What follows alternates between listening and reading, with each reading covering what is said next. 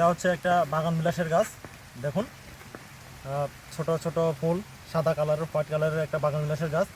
এখন এই গাছটা আমরা টবে লাগাইছিলাম, কিন্তু টবে পর্যাপ্ত পরিমাণে খাবার না থাকার কারণে দেখুন গাছটা তেমন বেড়ে উঠতে পারতেছে না, বড় হচ্ছে না। এখন আমরা এই মাটির চারপাশে এরকম করে নিড়ানির সাহায্যে মাটিগুলোকে এরকম করে উর্বর করে ফেললাম।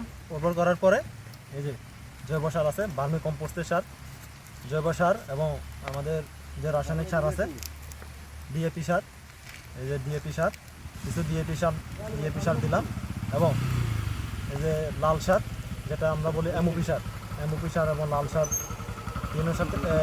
তিনটা সার একসাথে মিশিয়ে আমরা এখন টবে দিয়ে দিচ্ছি।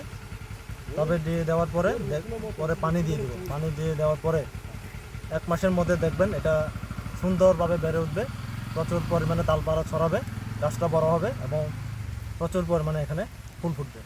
তো আপনাদের যাদের টবের মধ্যে গাছগুলো যদি এভাবে বেড়ে না যায়, তাহলে আপনারাও এভাবে করে টবের চারপাশে সার, জৈব সার, গোবর এভাবে করে টবে গাছে প্রচুর পরিমাণে খাদ্য দিতে হবে। তাহলে গাছটা দ্রুত বেড়ে উঠবে এবং প্রচুর পরিমাণে ফুল হবে, ফল হবে।